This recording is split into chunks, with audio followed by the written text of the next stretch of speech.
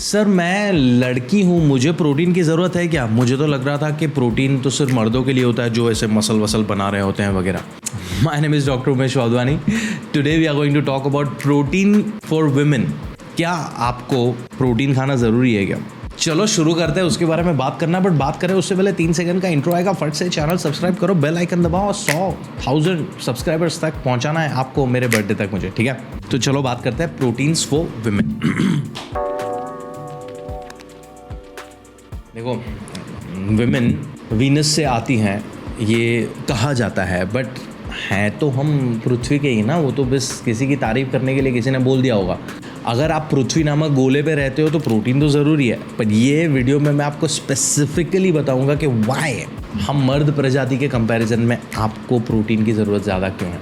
और जज साहब गौर फरमाइएगा, यहाँ पे हम प्रोटीन पाउडर के बारे में बात नहीं कर रहे हैं, हम प्रोटीन खाने में से उसके बारे में बात कर रहे हैं। तो सबसे पहले हमें समझना पड़ेगा कि प्रोटीन होता क्या है। देखो, हमारा खाना कुल मिला के 4 मैक्रोस में से आता है: carbs, protein, fats and fibre. चारों का कुछ ना कुछ काम है। कार्ब्स एनर्जी देता है, फैट्स हार्मोन्स बनाता है, लुब्रिकेशन देता है, ब्रेन हेल्थ, मेंटल हेल्थ वगैरह वगैरह। Protein on the other hand is आपकी बॉडी का स्ट्रक्चरल यूनिट। तो आपके बाल, आपके नाखून, आपकी स्किन, आपके ऑर्गन्स, आपके हार्मोन्स, आपकी एंटीबॉडीज, आपकी हड्डियाँ, बहुत सारी चीज़ें, सबका स्ट्रक्चर प्रोटीन से बना पड़ा है, ठीक है? तो जब तक आप ये समझोगे नहीं, आगे की बातें आपको समझ में नहीं आएंगी। प्रोटीन हम सबको एक स्पेसिफिक मात्रा में चाहिए।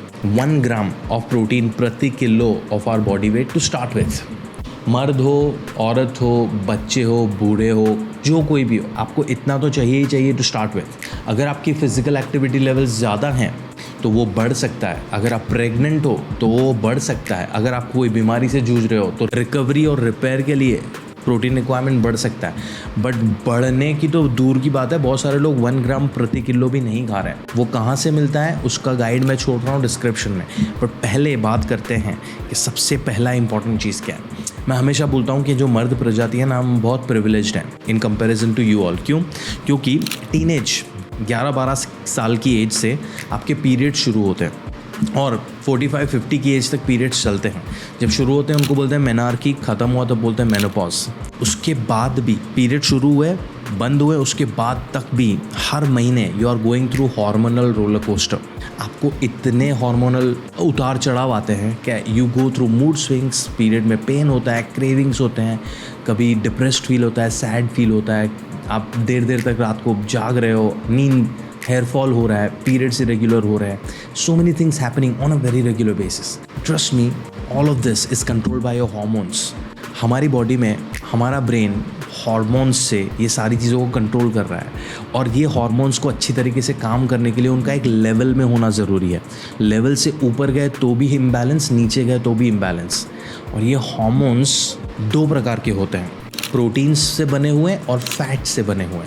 तो अगर आपकी डाइट में सही मात्रा में प्रोटीन नहीं है तो ये हार्मोन्स का बैलेंस सही नहीं होगा। अगर बैलेंस नहीं होगा तो क्या होगा? ये जो भी मैंने प्रॉब्लम्स बोले वो होंगे। तो ऑफकोर्स आपको फैट्स भी खाने हैं, पर उसके बारे में हम कभी और बात करेंगे। अभी हम प्रोटीन के बारे में बात कर रहे हैं। तो प्रोटीन वाले जो हार्मोन है वो सही से बनेंगे नहीं अगर आप सही से प्रोटीन नहीं खा रहे हो। Very important. 2, मर्दों के कंपेरिजन में विमेन मसल मास रिलेटिवली कम होता है। अगर मसल मास रिलेटिवली कम है और आप प्रोटीन भी कम खा रहे हो तो आपके पास जो मसल है उसको भी आप सही से नरिश नहीं कर रहे हो, तो you are more likely to feel weak and fatigue on a regular basis. उसके ऊपर अगर आपने वर्कआउट ऐड कर लिया बिकॉज आपको वेट लॉस करना है, आप मसल को और काम करवा रहे हो और उसको नरिशमेंट नहीं दे रहे हो, यू नीड प्रोटीन देन।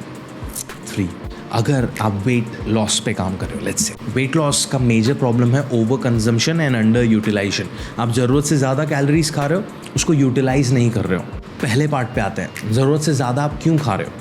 क्योंकि आपके प्लेट में जो 4 चीज़ें होनी चाहिए, कार्ब्स, प्रोटीन, फैट्स, फाइबर, आप कार्ब्स राइस, रोटी, उपमा, वड़ा, पोहा, पराठा कुछ ना कुछ खा लेते हो।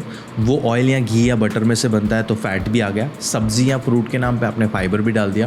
प्रोटीन नहीं जा रहा है रोज़, पर ये नहीं जा रहा है तो आप इन तीनों चीज़ों को ओवर कंज्यूम करोगे। ओवर कंज्यूम करोगे तो आपका बॉडी उसको स्टोरेज में डालेगा, स्टोरेज में डालेगा तो दिक्कत है, वहाँ पर आपका वज़न बढ़ रहा है।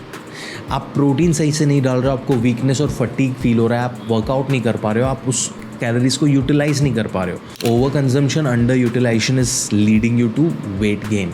अगर आपको वेट लॉस करना है तो आपको प्रोटीन ऐड करना है सही मात्रा में, आपके मील्स बैलेंस होंगे, आप ओवर ईट नहीं करोगे, आप एनर्जेटिक फील करोगे, वर्कआउट भी कर पाओगे, and that can help you with your weight loss.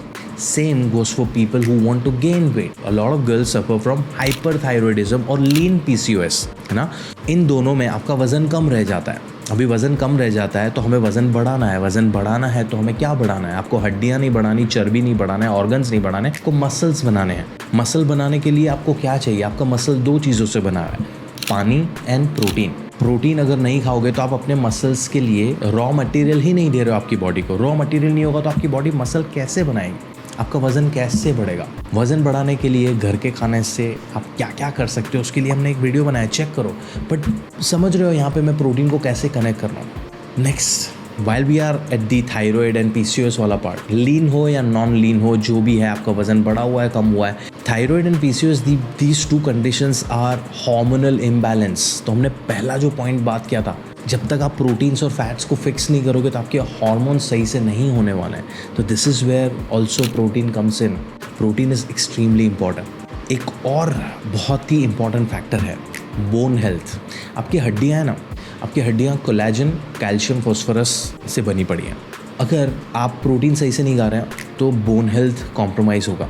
जैसे ही आप मेनोपॉज का एज अप्रोच करोगे आपको बोन हेल्थ और स्ट्रगल होगा, and you are more likely to suffer from conditions like osteoporosis if you are not consuming enough proteins in your diet. And last but not the least, which is very aesthetic and very important for a lot of people, आपकी skin और hair health. आपके बाल protein से बने हैं, keratin. आपकी skin में collagen होता है जो आपकी स्किन को फर्म रखता है.